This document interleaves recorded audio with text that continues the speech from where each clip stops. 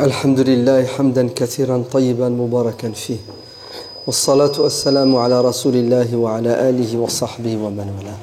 السلام عليكم ورحمة الله وبركاته. Les premiers convertis parmi les compagnons du prophète sallallahu alayhi wa sallam. Sachez que Dieu a envoyé ses prophètes pour guider les gens. Ainsi, le prophète a comme mission de transmettre la vérité et d'inciter les gens à adhérer à cette vérité. C'est pour cela les prophètes ont ce pouvoir de guider les gens. Mais bien entendu, ils n'ont pas le pouvoir de forcer les gens à suivre la vérité. Celui qui a ce pouvoir, c'est Dieu, lui tout seul. D'ailleurs, Dieu dit dans le Saint-Coran à plusieurs reprises « Yahdi man yasha'u wa yudillu man yasha'u » Dieu a le pouvoir de guider qui il veut parce qu'il est tout-puissant. Il a aussi le pouvoir d'égarer qui il veut parce qu'il est tout-puissant. Alors ça veut dire quoi? Dieu guide qui il veut, il égare qui il veut. Ça veut dire que si quelqu'un veut devenir musulman, donc s'il est bien intentionné, il recherche la vérité, Dieu l'accompagne dans son cheminement. Et il le ramène vers quoi? Vers cette finalité qui est l'islam. Inna ad-dina 'inda Allahi l'islam. La religion révélée à tous les prophètes a toujours été l'islam, la croyance en Dieu et la soumission et l'obéissance à Dieu. Et lorsque quelqu'un ne veut pas adhérer à cette vérité et qu'il a délibérément fait le choix de rester dans ce que nous appelons l'égarement, bien entendu pour lui il n'est pas égaré, mais Dieu le laisse, il respecte son choix. Ainsi, si quelqu'un a les pouvoirs de forcer quelqu'un à croire ou de l'empêcher de croire, c'est Dieu. Car Dieu sonde les cœurs. Mais Dieu étant juste, il a laissé l'être humain libre de croire ou de ne pas croire. Vous entendez? Dieu étant juste, il a laissé l'être humain libre de croire en lui ou de ne pas croire en lui. Ainsi, tous ceux qui auront choisi d'être musulmans, Dieu sera à leur côté. Et ceux qui auront choisi de ne pas l'être, eux, devront assumer leur choix. Les prophètes ont pour mission d'éclairer, de montrer le chemin. Ils guident les gens. Wa innaka latahdi ila siratin mustaqim. Ô toi, messager de Dieu, tu guides les gens sur le droit chemin. Et le prophète a ce pouvoir de guider les gens sur le droit chemin. Comment est-ce qu'il fait pour guider les gens sur le droit chemin? Il leur présente. Il débat avec eux. Il essaie de les convaincre. Il les accompagne. Mais est-ce que le prophète a le pouvoir de forcer quelqu'un à devenir croyant? Non. Dieu dit dans le Coran, Innaka la tahdi man ahbabt. Tu n'as pas le pouvoir de faire de ceux que tu aimes des musulmans malgré eux. C'est-à-dire les gens qui te sont le plus proches, s'ils ne veulent pas te suivre, tu dois respecter leur choix. D'ailleurs, et même si tu le voulais, tu ne pourrais pas. Parce que les cœurs sont entre les mains de Dieu. C'est pour ça Dieu dit à son prophète Afa anta tukrihun nasa hatta yakunu mu'minin. Vas-tu forcer les gens à devenir croyants? Bien entendu que non. Wa ma anta alayhim bimusaytir. Je ne t'ai pas envoyé pour les dominer et leur imposer la religion. Ainsi, lorsque quelqu'un se convertit, c'est parce qu'il l'a décidé et Dieu l'a accompagné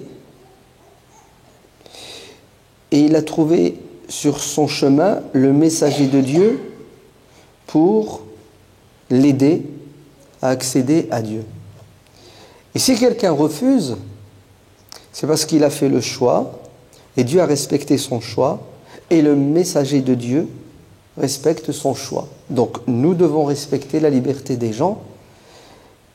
Et ce qui nous est demandé, c'est d'être à l'image de notre prophète, de dialoguer, d'échanger avec l'humanité tout entière, et que celui qui veut adhérer à l'islam, il est le bienvenu, et celui qui ne veut pas adhérer à l'islam, il est aussi le bienvenu.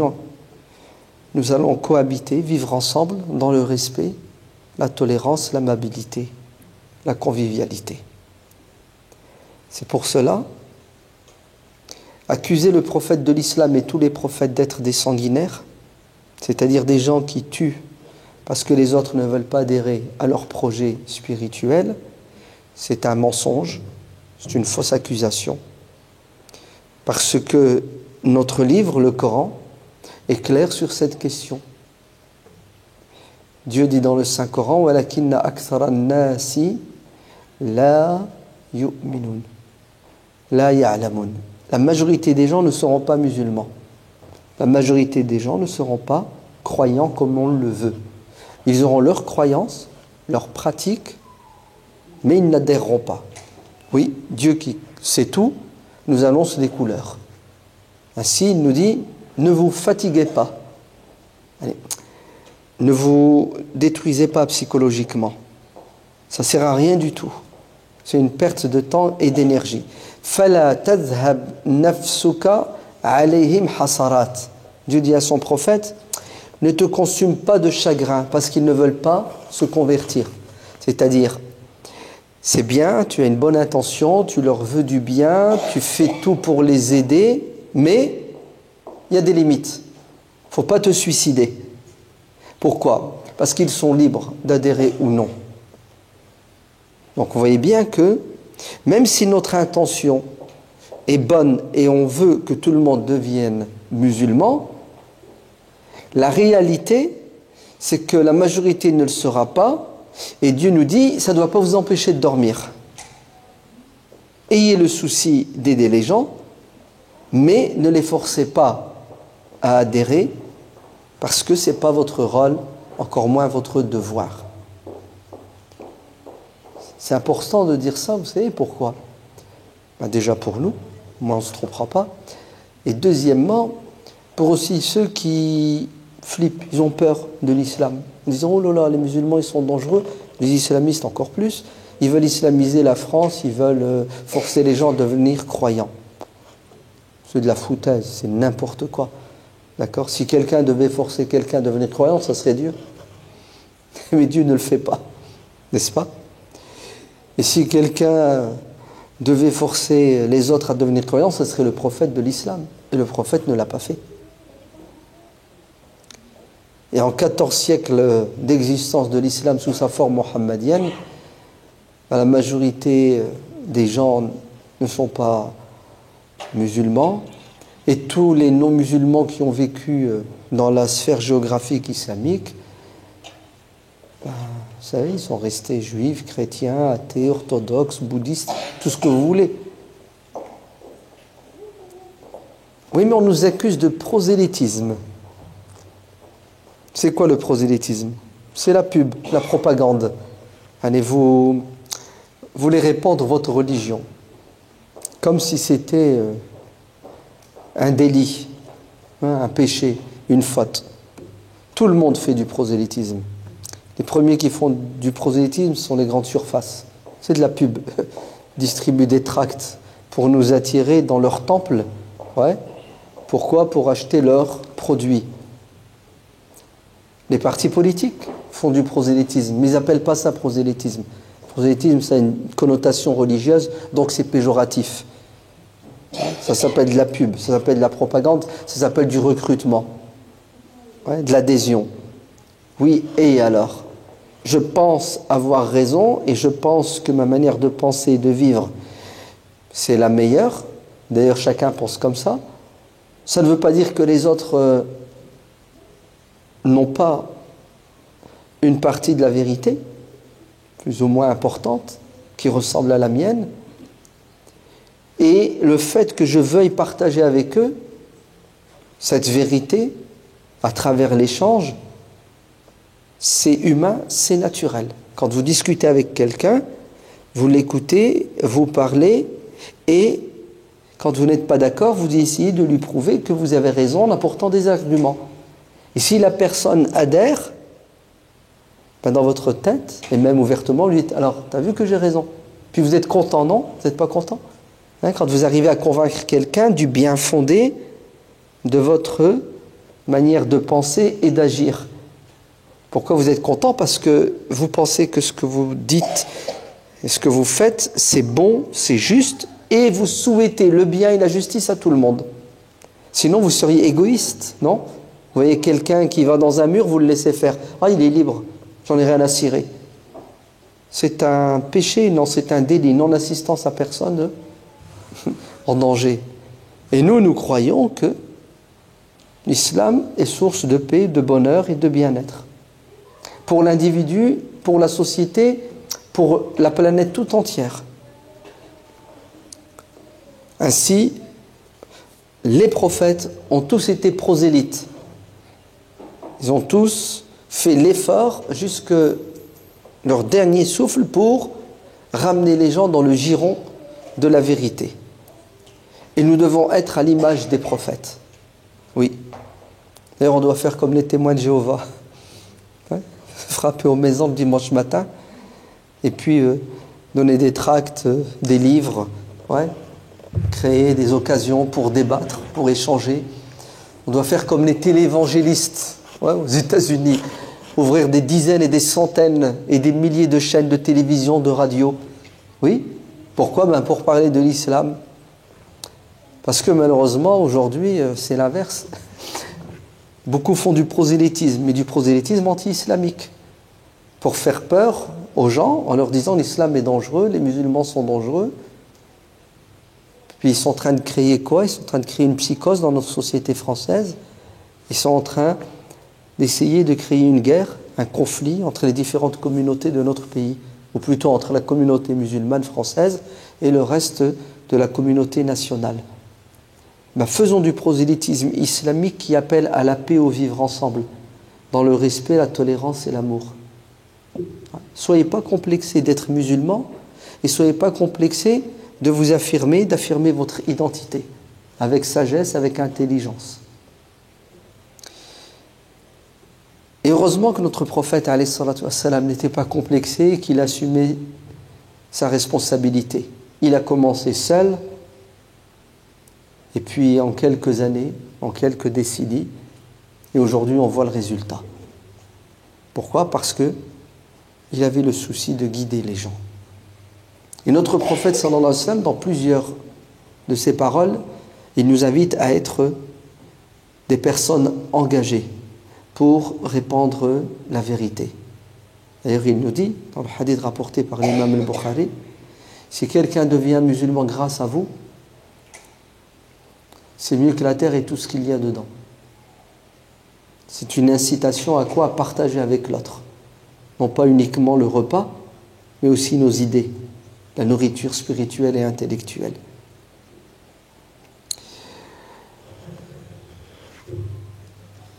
Les gens donc vont se convertir à l'islam grâce aux efforts du prophète Mohammed alayhi salatu wassalam. Et les premiers convertis, eux-mêmes, vont prendre le flambeau et devenir des prophètes au sens chrétien du terme. Car chez les chrétiens, un prophète, c'est quelqu'un qui prophétise, qui transmet la religion. Donc, nous sommes des prophètes. Et nous devons l'être de tout temps, jusqu'à la fin des temps.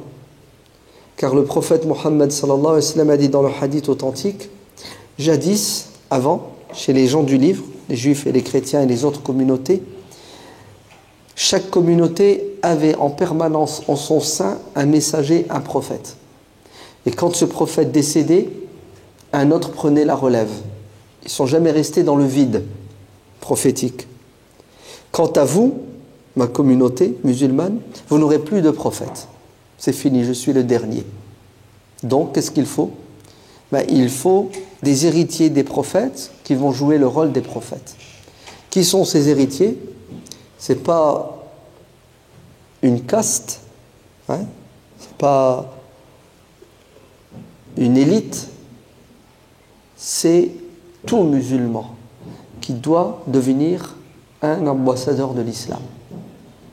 Ainsi le prophète alayhi salatu wassalam dit, transmettez le message, même si vous ne maîtrisez qu'un verset du Coran, c'est-à-dire une notion.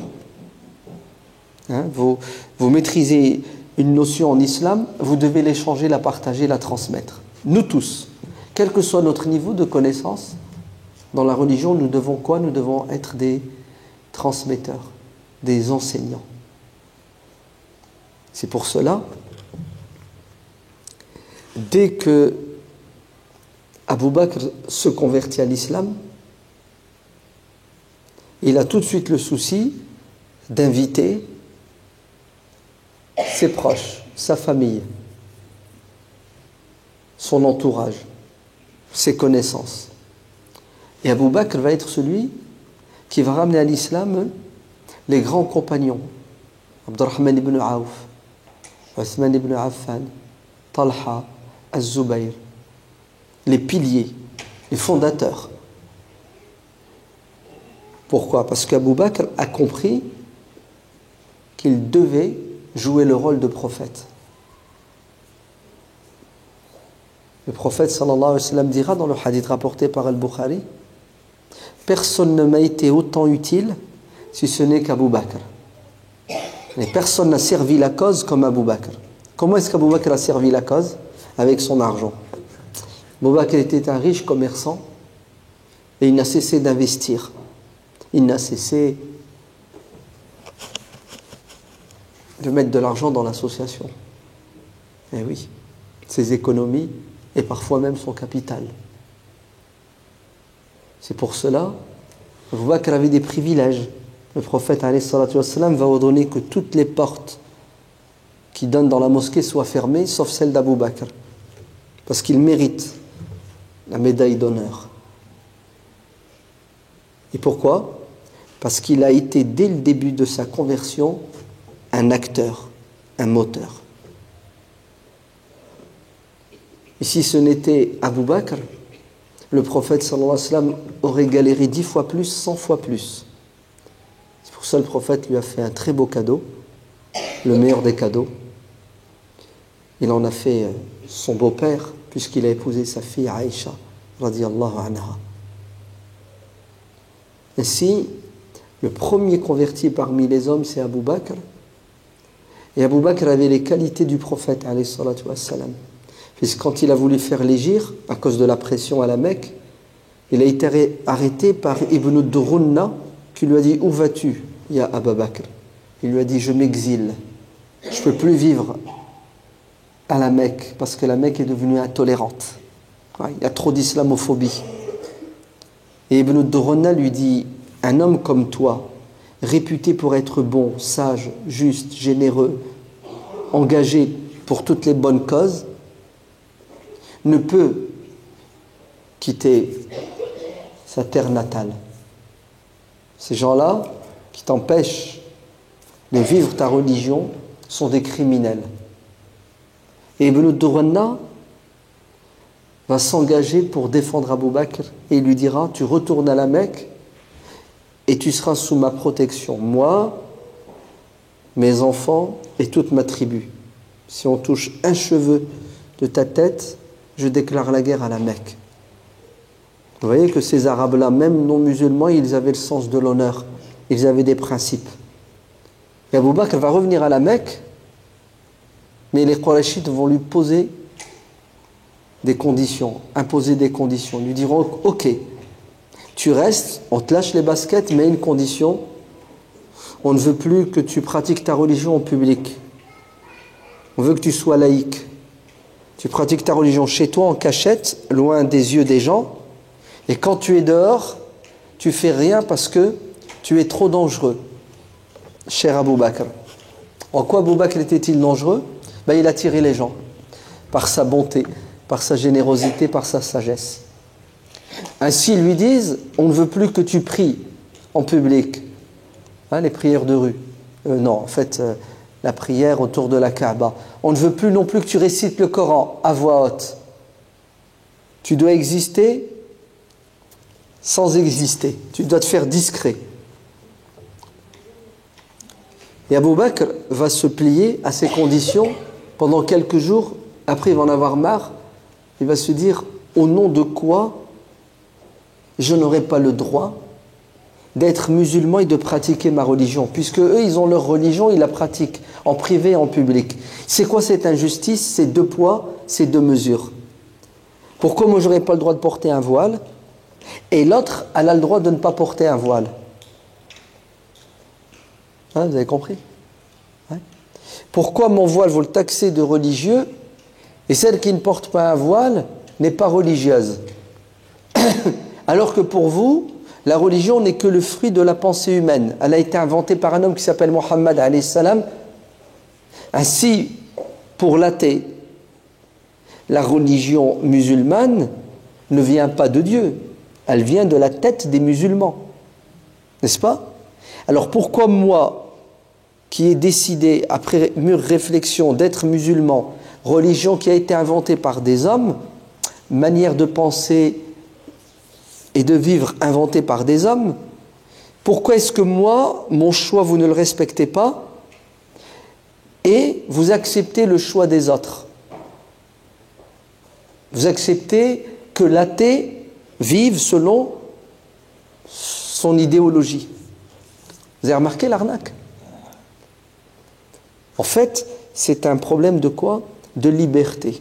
Il y a des gens qui ne supportent pas la différence et la divergence.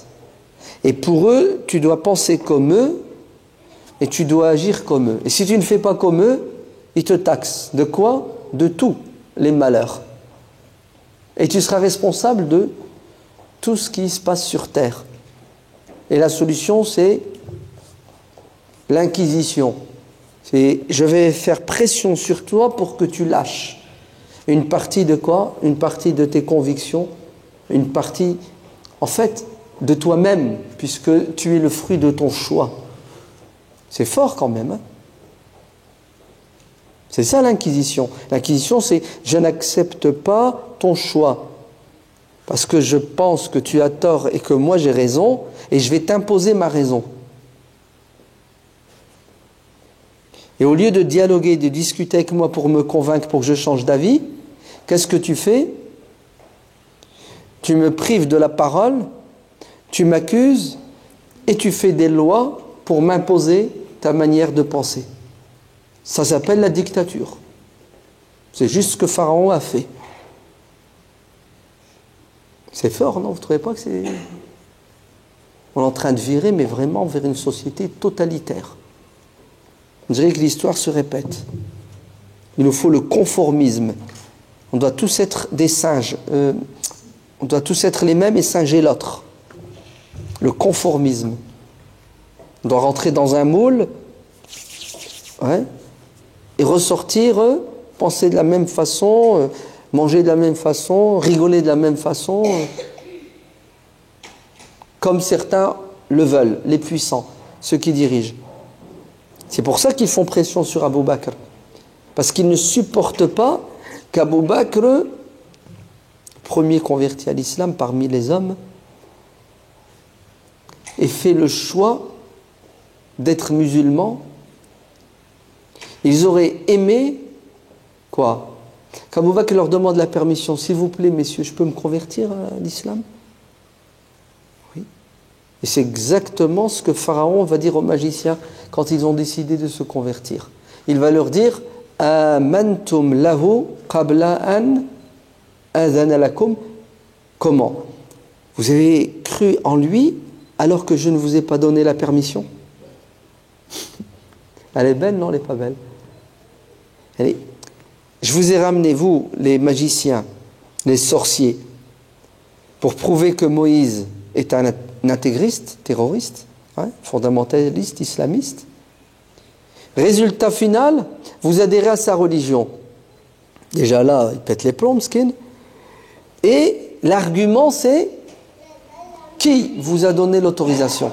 Normalement, c'est moi le chef, c'est moi qui commande, c'est moi qui décide. Je ne vous ai pas permis de croire.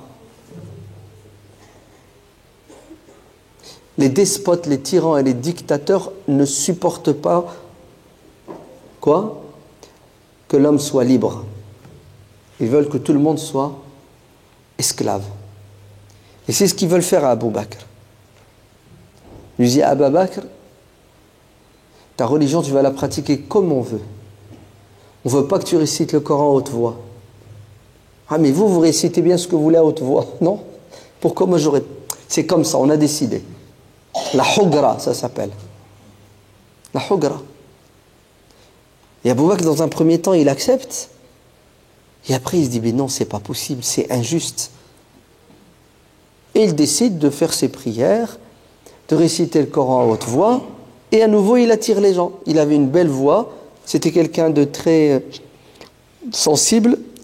Quand il récitait le Coran, il pleurait. Et les femmes et les enfants étaient attirés par cet homme extraordinaire. Et bien sûr, ils étaient intéressés. Et bien entendu, ils se convertissaient. Vite. Il convoque Ibn Durrun en lui disant, Abu Bakr n'a pas respecté le contrat. De deux choses l'une ou l'autre, soit tu lui imposes de pratiquer sa religion en catimini, ou il aura affaire à quoi? Au CRS. Non, GIGN va s'occuper de lui. Ibn Durrun va rappeler Abu Bakr à l'ordre. C'est ce que va lui dire Abu Bakr. Il lui dit, je te remercie pour tes services. Très gentil de m'avoir protégé. Mais je n'ai plus besoin de ta protection. Parce que ta protection, elle me coûte cher psychologiquement et intellectuellement. Je ne peux pas accepter d'être bâillonné. Je vais assumer mon choix. Et ça va lui coûter cher, Abu Bakr. Puisqu'un jour, alors que le prophète alayhi salatu wassalam, était en train d'accomplir sa prière, ils ont décidé de tuer le prophète. Ils se sont jetés sur lui jusqu'à l'étrangler. Le prophète a failli en mourir. Et Abu Bakr est averti, il vient en courant et il repousse ces monstres et il défend le prophète. Et Abu Bakr va finir aux urgences. Et oui, ils vont tellement le battre qu'il va perdre la raison. Et on va le ramener chez lui, civière, et il a perdu la raison. On ne reconnaissait plus son visage, tellement il a pris des coups.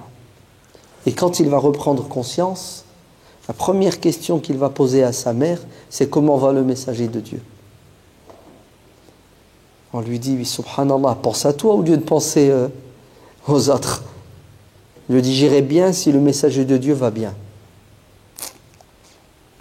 Elle lui dit, je ne sais pas, Rumman, je ne sais pas, ton ami là, Mohammed, je ne sais pas ce qu'il a devenu de lui.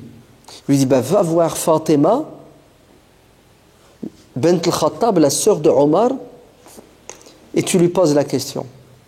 Elle s'en va, Rumman, la mère d'Abu Bakr, et elle demande à Fatima, lui dit, mon fils m'a envoyé, il te dit, qu'en est-il de Mohammed, alayhi salatu wassalam?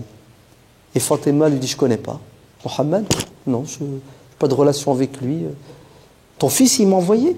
Il dit, oui, c'est ton fils, c'est mon fils qui m'a demandé de te poser la question. Elle dit, écoute, moi je suis au courant de rien, Mohammed et le Bataclan, là, tout ça, là, l'islam, je ne connais pas tout ça, mais si tu veux m'emmener chez ton fils pour que je le voie et que... Elle dit, alors viens, accompagne-moi. Vous avez vu l'intelligence de Fatima? Et comment c'est une femme éveillée qui voit loin. Et oui, les premiers convertis devaient taire leur conversion. Les premiers, quand ils se convertissaient, silence. T'es musulman? Hein, c'est quoi l'islam? A'udhu billah, je suis pas fou moi pour être un terroriste. Pourquoi? Parce que s'ils avaient le malheur de dévoiler leur conversion, ils savaient comment ils allaient finir. Eh oui. Rajulun yaktumu imanahu. Si vous lisez la sourate Ghafir, le pardonneur, vous allez voir, il y a l'histoire d'un homme qui fait partie des proches de Pharaon, des proches de Pharaon, et qui s'est converti à l'islam. Mais il a caché sa conversion. Il a dit à personne. Et il est resté à son poste de conseiller aux côtés de Pharaon.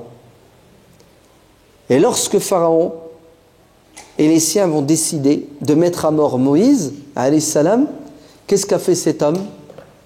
Il est parti avertir Moïse en lui disant « Sauve-toi, car Pharaon et les siens ont décidé de te tuer. » Et Moïse va s'échapper et se sauver. Grâce à qui? Grâce à un croyant qui cachait sa foi.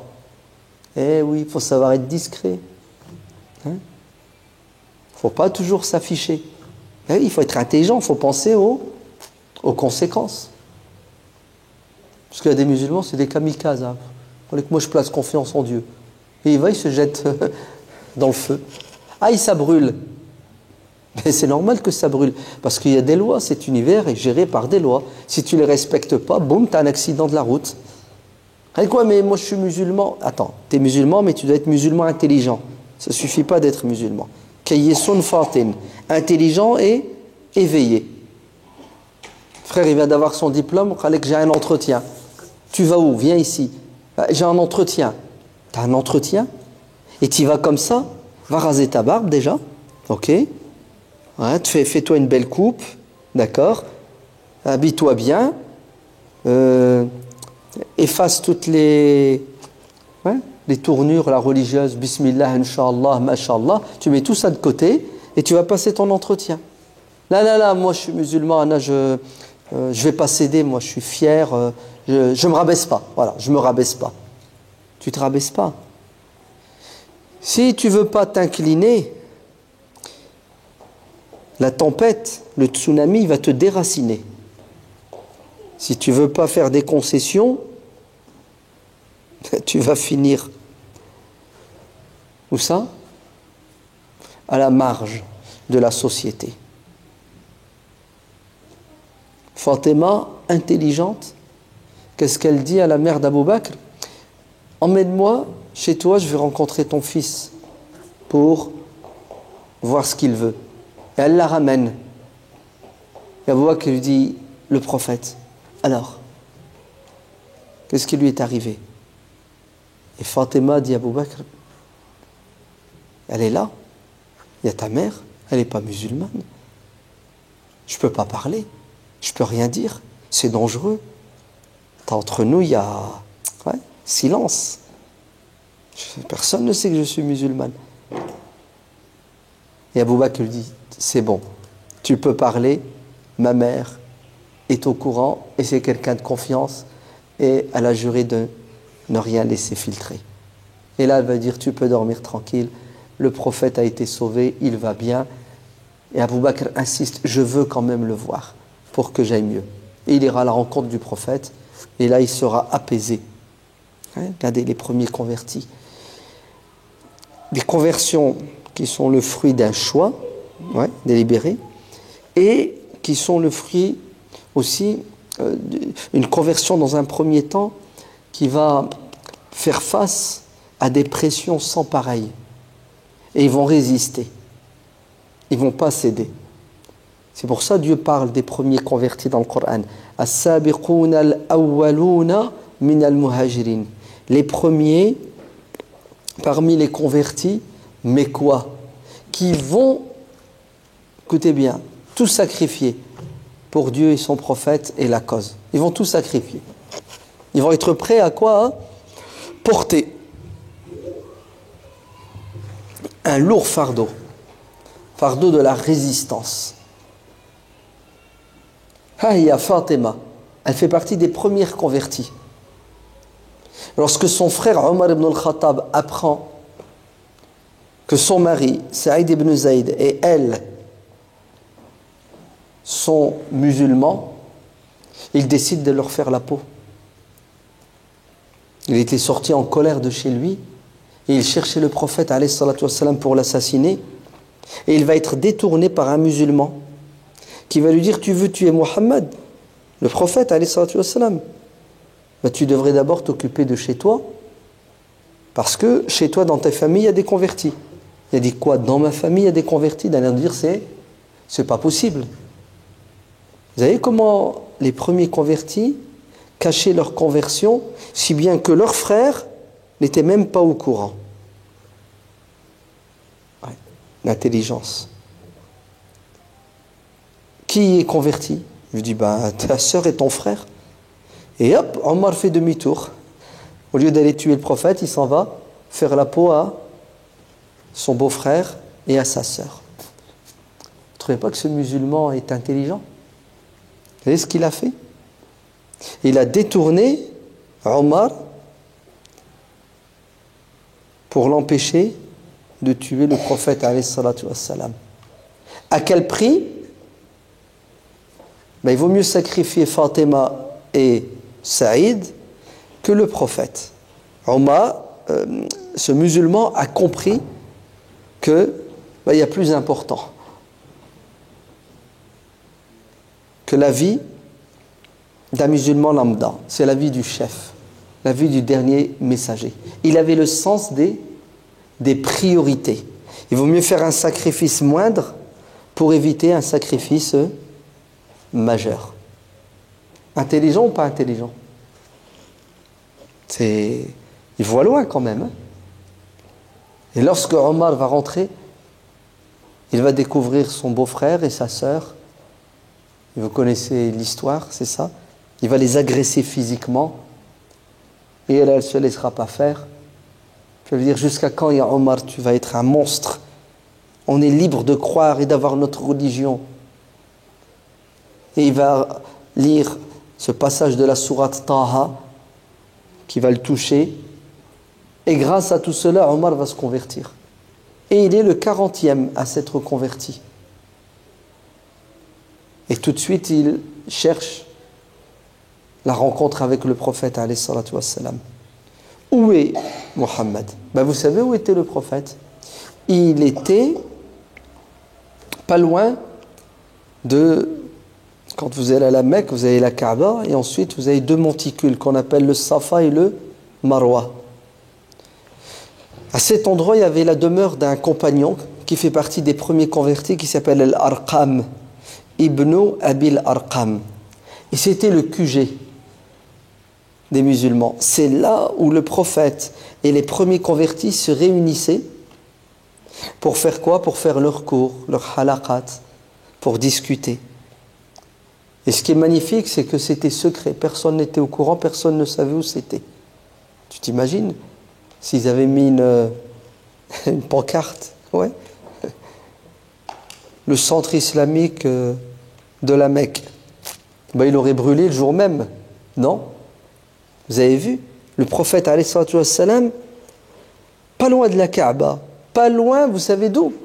De Dar al-Nadwa, le parlement des Mécois, là où les Mécois se réunissaient pour comploter contre l'islam, contre le prophète avait son local, mais discret. Chut, silence. Il ne faut rien dire à personne. Et c'est là où le prophète formait ses compagnons. Et quand Omar est arrivé, il frappe à la porte. Oui, c'est qui? C'est Ibn al-Khattab. Vite, debout. Il est là. On va l'arrêter, on va le maîtriser. Et le prophète dit non, laissez-le entrer, il est venu en paix. Et effectivement, Omar va rentrer, il va se convertir à l'islam. Et Omar, sa manière de penser, dit, pourquoi est-ce que vous vous cachez? C'est à cause de toi, Omar, et des gens comme toi. C'est vous qui nous empêchez de pratiquer notre religion en public et en toute liberté. Et Omar va leur dire, c'est fini, à partir d'aujourd'hui, fini la clandestinité, puisque je suis dans le bon camp. Et Omar va leur dire, allez, on sort et vous allez voir que nous allons nous faire respecter. C'est pour ça, Omar, c'est un personnage fondamental, qui a joué un grand rôle dans les premiers temps de l'islam et après la mort du prophète alayhi salatu wassalam. D'ailleurs, une parenthèse, je vous recommande vivement et vite fait de regarder une série qui s'appelle la série Omar, qui est la biographie d'Omar ibn al-Khattab et des compagnons et du prophète, et c'est Omar le personnage central.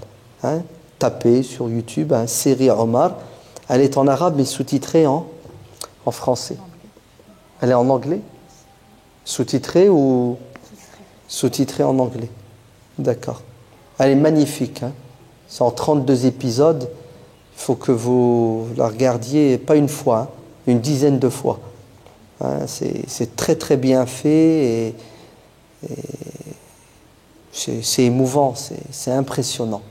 Hein, la série Omar ibn al-Khattab. Effectivement, ils vont sortir de Dal Arqam et s'afficher en public. Et bien sûr, ça a un prix, puisque les Quraysh vont avoir encore plus de haine.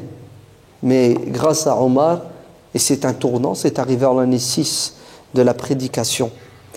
Oui, Omar s'est converti, il était tout jeune, hein, il avait 26 ans. Et effectivement, les premiers convertis à l'islam sont majoritairement des jeunes. Et il y a un hadith faible du prophète alayhi salatu wassalam, qui dit « Les jeunes ont cru en moi et m'ont secouru, alors que les anciens, ouais, ceux qui ont le pouvoir, ouais, c'est pas évident de changer un vieux. Hein. Il paraît que psychologiquement, tant que tu n'as pas atteint la quarantaine, il y a des chances que tu te remettes en question plus ou moins facilement. Mais après la quarantaine, la cinquantaine, t'es cuit. Hein. Bon, sauf certaines personnes qui ont du caractère. Mais plus tu prends de l'âge, plus tu as du mal à quoi? À te remettre en question et à te débarrasser de certaines convictions, des idées ou des habitudes. Chasse le naturel, dit-on, il revient. Eh oui, donc les jeunes, profitez-en, ouais, pour vous former, pour changer avant qu'il ne soit trop tard. C'est pour cela, on a beaucoup de convertis parmi les jeunes. Regardez, un autre converti. Il s'appelle Abu Dharr al-Ghifari, Jundub ibn Junada. Lui, il a entendu parler du prophète, alayhi salatu wassalam. Il est d'une tribu, les Banu Ghifar. Et qu'est-ce qu'il a fait? Il a envoyé son frère Anas à la Mecque pour revenir avec des infos. Il était intelligent, Abu Dharr. Il n'a pas écouté BFM, France Info. Il est parti voir, entendre de ses yeux, via son frère. Et son frère va revenir et lui faire un rapport sur ce qui se dit, ce qui se passe à la Mecque, qui est le prophète alayhi salam. Il n'est pas trop satisfait et il décide lui-même d'aller à la Mecque. Et il va aller à la Mecque et il va rester là-bas pendant 30 jours, pendant un mois. Et vous savez que pendant tout ce temps, il ne croise pas le prophète et il ne voit pas le prophète, parce qu'il y avait beaucoup de discrétion de la part des premiers musulmans, car ils étaient en danger. Il raconte son histoire et à un moment donné, il va croiser Ali ibn Abi Talib, un jeune homme. Et Ali lui dit, qu'est-ce que tu fais ici? Bon, ça se voit que c'est un étranger. Il dit, je suis à la recherche d'un homme qui se prétend prophète. Et Ali sait qui est, puisque Ali est le premier adolescent à s'être converti à l'islam. Il est le cousin direct du prophète, alayhi salam, germain. Et le prophète l'avait accueilli chez lui. Car le prophète a été adopté par son oncle, Abu Talib, le père de Ali. Et le prophète, généreux qu'il est, ben, il va lui rendre la monnaie de sa pièce et adopter Ali. Donc Ali a grandi avec le prophète. Et qu'est-ce que va faire Ali? Ben, il va dire à Abu Dharr, ok, si tu veux le rencontrer, je vais organiser la rencontre. Il lui dit, tu me suis, mais tu t'éloignes, et si jamais je m'arrête et je fais semblant de faire mes lacets, tu continues la route et tu disparais. Car ça voudra dire qu'on est suivi. Vous avez vu, Ali, subhanallah, c'est un adolescent. Hein. Il a 13-14 ans. Et regardez comment il a été formé par le prophète. Comment il est intelligent et il prend toutes les précautions pour éviter que le prophète soit découvert et que le lieu de l'association soit connu par un étranger qui peut être par un ennemi qui suit. Donc Abu Dharr va suivre Ali ibn Abi Talib jusqu'au prophète. Et il va rencontrer le prophète et il va se convertir à l'islam. D'après une version, il est le 4e converti à l'islam, Abu Dharr al-Ghifari. Il est le 4e homme à s'être converti à l'islam, la 4e personne. Ce qui veut dire, c'est que pendant les premiers mois, c'était difficile. Hein. Oui. Et le prophète alayhi salatu wassalam, va dire à Abu Dhar, retourne dans ta tribu. Vous voyez que le prophète n'a pas demandé à Abu Dhar de déménager, de venir habiter à la Mecque. Car l'expatriation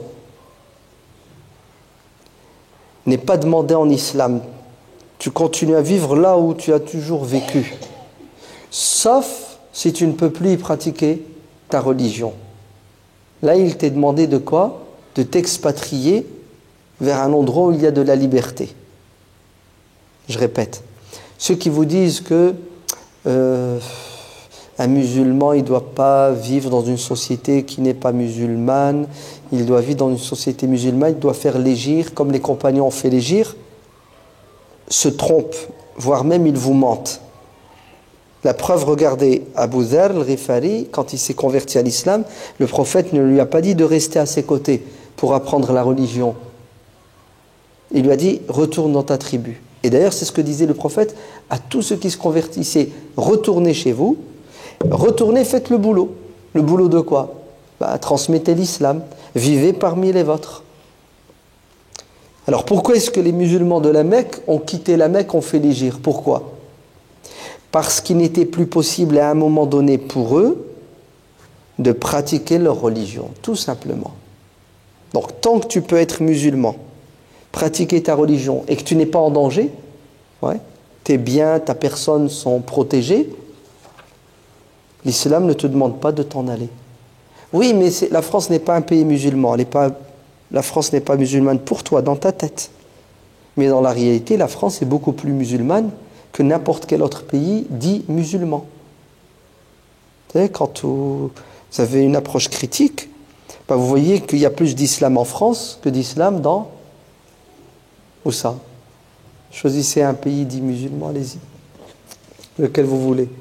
Je vous laisse. Un pays arabe, hein. Ouais. Alors, lequel vous voulez? Tant que je boive un coup.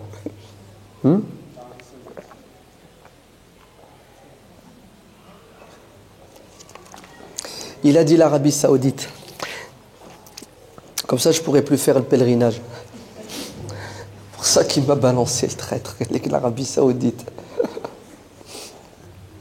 Mais allez, l'Arabie Saoudite a des qualités et des défauts. Il y a des choses qui vont et des choses qui ne vont pas. Mais effectivement, par exemple, la liberté qu'on a en France n'existe pas en Arabie. La justice sociale qu'on a en France n'existe pas. La solidarité que nous avons en France n'existe pas. L'indépendance économique et politique que nous avons en France n'existe pas. Et ainsi de suite. On peut continuer, la liste est longue. Non, la France est musulmane. Vous savez pourquoi elle est musulmane? Parce qu'il y a de la justice. Bien sûr, il y a de la liberté. En ce moment, le bas de l'aile, la liberté en France. Ouais. Mais, globalement, ça va très bien, non? Vous ne trouvez pas? Ça va très bien comparé à... Il faut être juste. Le prophète, alayhi salatu wassalam, n'a-t-il pas dit aux premiers convertis, allez en Éthiopie, allez vivre là-bas? Parce que là-bas, vous allez trouver un roi qui est juste, un roi chrétien, le Négus, Asmaha. Et ils vont rester en Éthiopie. Ils vont rester en Éthiopie jusque l'hégire et 6 ans, 7 ans après l'hégire. Même quand le prophète s'est retrouvé à Médine, mais ils n'ont pas quitté l'Éthiopie, ils sont restés en Éthiopie. Pourquoi? Parce qu'en Éthiopie, ils étaient libres d'être musulmans et de pratiquer leur religion. Donc Abu Dharr se convertit et le prophète alayhi salatu wassalam lui dira par la suite à Médine, Ya Abu Dharr, tu vas vivre seul et tu es né seul, tu vivras seul à la fin de tes jours et tu mourras seul et tu seras ressuscité seul. Vous savez pourquoi? Parce qu'Abou Bakr, il avait un caractère particulier. C'est qu'il n'acceptait pas, il ne supportait pas l'injustice et il l'a condamné coûte que coûte. Et quand Muawiyah deviendra calife, même avant, quand il était gouverneur du Cham, Abu Dharr critiquera la gestion politique et financière du gouverneur de la Syrie, qui s'appelle Muawiyah. Et ça va déranger Muawiyah. Et Muawiyah va se plaindre auprès du calife Uthman ibn Affan en disant « Abu Dharr et Ammar et d'autres m'embêtent. Pourquoi est-ce qu'ils m'embêtent? Parce qu'ils me critiquent. » En fait, il est dans l'opposition. Même pas, astaghfirullah. C'est ce qu'il fait son devoir de musulman. Critiquer ceux qui ont le pouvoir. Le prophète, alayhi salatu wassalam, n'a-t-il pas dit dans le hadith authentique « Ad-dinu an-nasiha » La religion, c'est quoi? C'est le conseil mutuel. Tu dois conseiller, accepter les conseils. Alors le dit prophète, on doit conseiller qui? Il a dit, vous conseillez tout le monde, et notamment ceux qui ont le pouvoir. C'est-à-dire, vous ne devez pas rester insensible à ce que font ceux qui dirigent. Ceux qui dirigent doivent être dans votre collimateur. S'ils font du bien, vous les applaudissez, vous les soutenez, c'est ça. Et s'ils se trompent et font n'importe quoi, vous faites quoi? Vous taisez. Je m'en fiche, ça ne me regarde pas. D'ailleurs, je ne fais pas de politique, moi. C'est ça? Si vous ne faites pas de politique, d'autres feront de la politique à votre place et vous allez subir leur politique. Vrai ou faux? Et si vous ne faites pas de politique, vous trahissez le prophète. Le prophète qui a dit qu'on devait critiquer ceux qui ont le pouvoir. C'est ce que ça veut dire critiquer en français. Critiquer, ça veut dire s'ils font du bien, vous les encouragez. S'ils font du mal, vous les découragez à faire le mal. Parce que si vous ne voulez pas faire votre devoir de citoyen, vous allez subir. Et effectivement, aujourd'hui, les musulmans subissent. Et c'est dû à quoi? C'est dû à leur absence totale des sphères politiques, là où ça se discute, là où on prend des décisions. Vous n'avez pas vu là depuis une semaine, 15 jours? Et c'est pas fini, ce qui nous attend là, c'est pire que ce qui se passe maintenant. D'ailleurs, le Premier ministre l'a bien dit, et c'est pas la première fois qu'il le dit. La campagne des présidentielles tournera autour de quoi? Alors il appelait ça l'identité nationale. C'est ce que ça veut dire l'identité nationale. Ça veut dire l'islam. Ça veut dire, vous nous prenez la tête, bande de musulmans, parce que vous n'êtes pas français, vous ne voulez pas l'être. C'est ça que ça veut dire dans sa tête. Alors qu'en vérité, on est français et fier de l'être, et on est musulman et fier de l'être.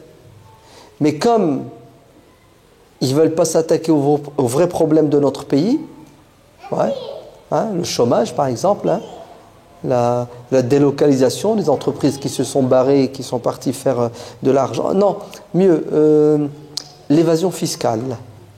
Ça vous dit quelque chose? L'évasion fiscale, non, ça vous dit rien?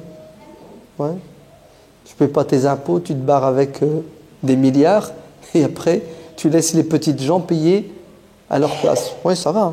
Vous savez à combien elle est estimée l'évasion fiscale? Imaginez-vous. Non, vous avez... Regardez l'émission La Cache Investigation sur les Panama trucs. L'évasion fiscale est estimée à peu près à 80 milliards. C'est ce que c'est 80 milliards? On nous bassine avec le trou de la Sécu. Regardez qu'il y a un trou dans la Sécu. Il est de combien le trou de la Sécu? Il est, pareil, il monte, il descend de 14 milliards. 80 milliards. Est-ce que vous entendez? 80 milliards. Il suffit qu'il crée 1000 emplois, 1000 inspecteurs, du fisc, 1000, c'est pas mal, 1000 emplois, qui vont courir après ces voleurs, et ils vont récupérer les 80 milliards pour payer leur salaire, et ce qui reste, on le distribue. Non. Et vous savez pourquoi il y a ce dysfonctionnement dans notre pays? Vous savez pourquoi il y a ce genre d'injustice? Mais c'est à cause de vous. À cause de vous, à cause de moi, à cause de toi. C'est parce que on ne fait pas notre devoir de citoyen. Et notre devoir de citoyen, c'est de nous préoccuper de la gestion de la ville, mais aussi du pays. C'est-à-dire, on ne fait pas de politique. Donc, on subit la politique. La bonne ou la mauvaise. Donc, Abu Dharr, quatrième converti, qu'est-ce qu'il fait? Mais il retourne chez les siens pour vivre parmi son peuple qui n'est pas musulman. Alors, imaginez-vous, Abu Dharr, il revient dans la tribu des Rifar et il est le seul musulman. Imaginez-vous une pièce qui est toute sombre, il n'y a pas d'électricité, vous ramenez une bougie. C'est pas mal quand même, c'est mieux, hein, c'est un début. Après 2 bougies, 3, 4, 10. Et oui, vous avez compris? Va dans ta tribu et automatiquement tu vas les éclairer, tu vas les guider. Et ça, les premiers musulmans l'ont compris.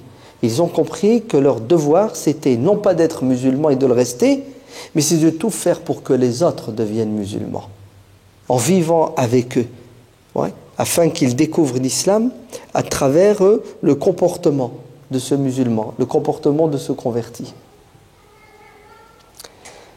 Parmi les premiers convertis aussi, on va même dire, et c'est la vérité, c'est la première personne à avoir adhéré à l'islam.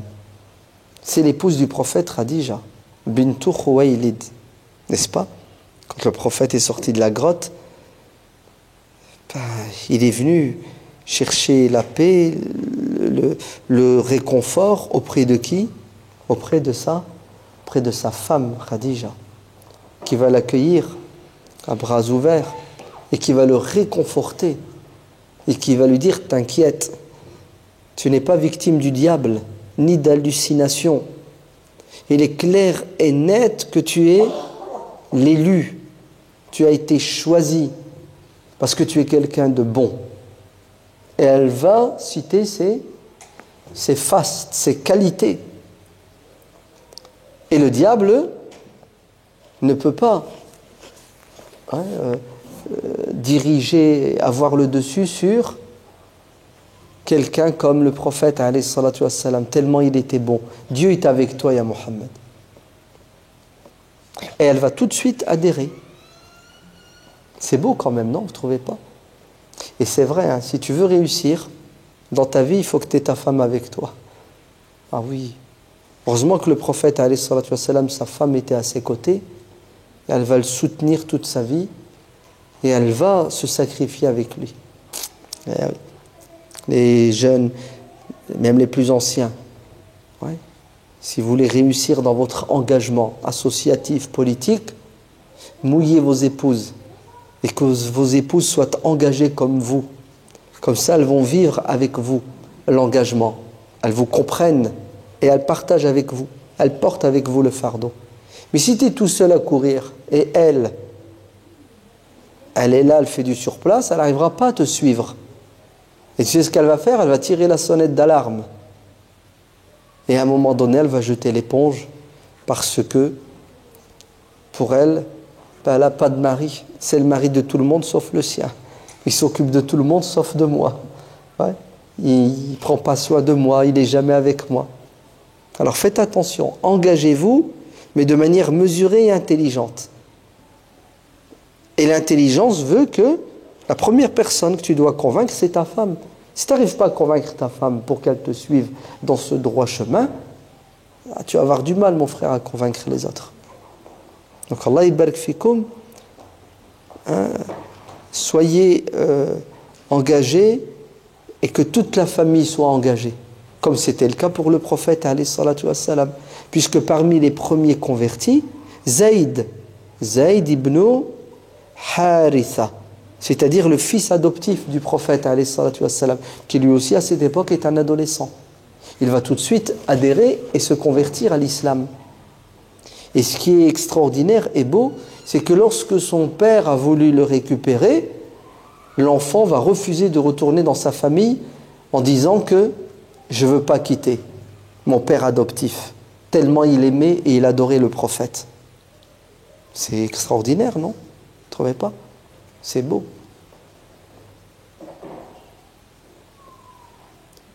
L'heure est dépassée? Encore 10 minutes, un quart d'heure? Il y a un très bon livre, vous allez l'acheter, vous allez le lire. Oui, il a été édité par les éditions Tawhid. C'est la biographie de 70 compagnons. Et vous avez dedans la biographie des premiers convertis. Ils sont passés en revue. Le livre s'appelle, Les compagnons du prophète, un truc comme ça. Oui, édition Tawhid, sur les compagnons, vous en avez 70 dedans. Il est très bien fait. Et il y a un autre bouquin que je vous recommande, qui parle justement des premiers convertis, des efforts qui ont été faits par ces premiers convertis, aussi ce qu'ils ont subi à la Mecque dans un premier temps. Ce livre, c'est le fameux livre qui s'appelle La vie des compagnons, en 3 volumes, de Cheikh Youssouf Al-Kandahlawi, traduit par notre frère Abdraouf Ben Halima. Il est en 3 volumes. Il est très très très bien. C'est par chapitre, par thème.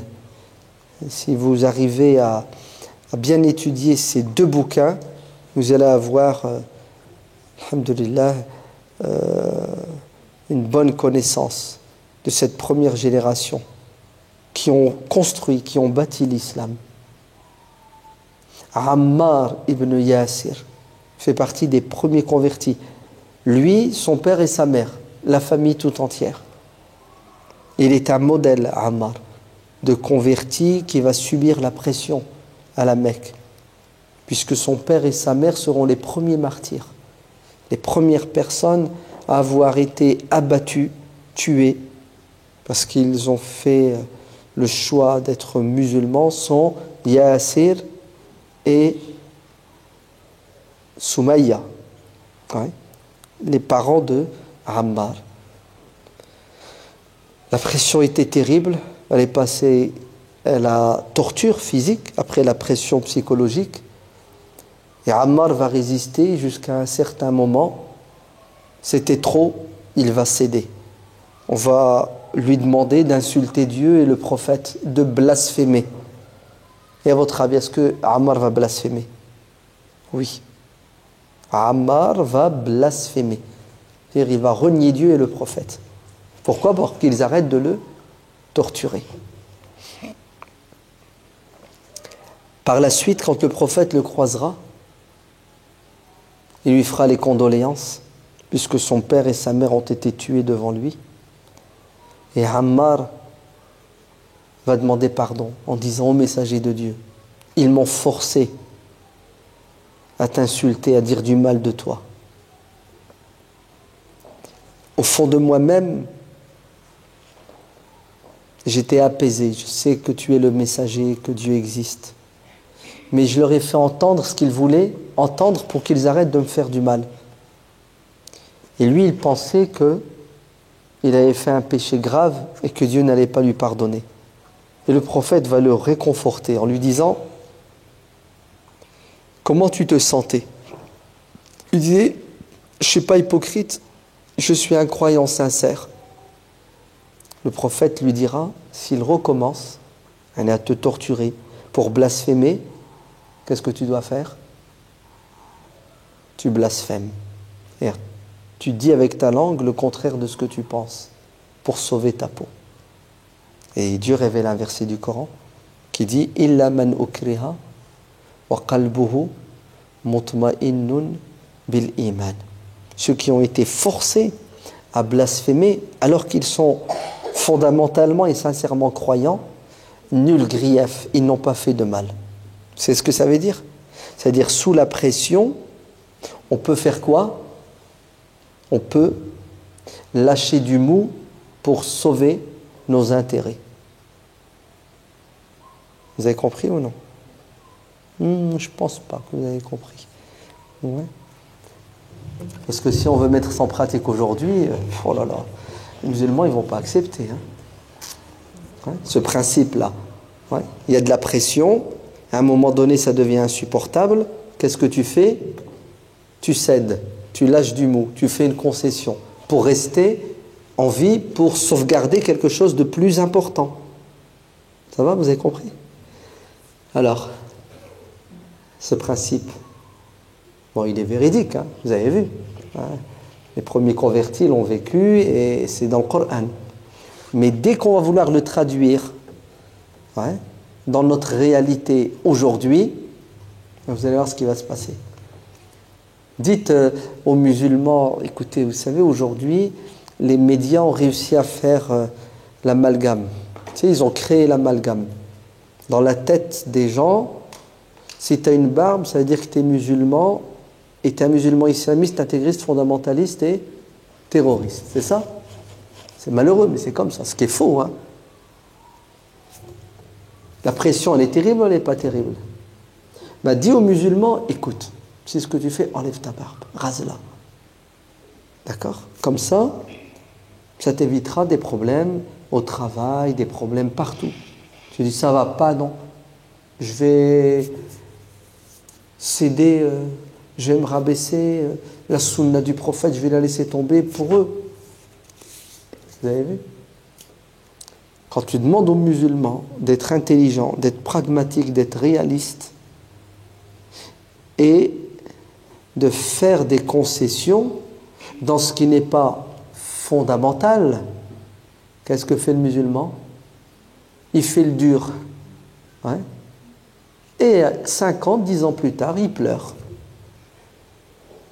Et quand tu l'as averti, et tu lui as dit « Attention, ça va te coûter cher », il te dit non, parce qu'il croit qu'il est tout puissant. En vérité, on est faible quand même, non? Vous ne trouvez pas qu'on est un peu faible? Bon, on est... Donc faites très attention, ne faites pas les durs. Soyez très souple et soyez très intelligent. Il faut savoir céder, lâcher du mou. Sinon, nous allons tout perdre.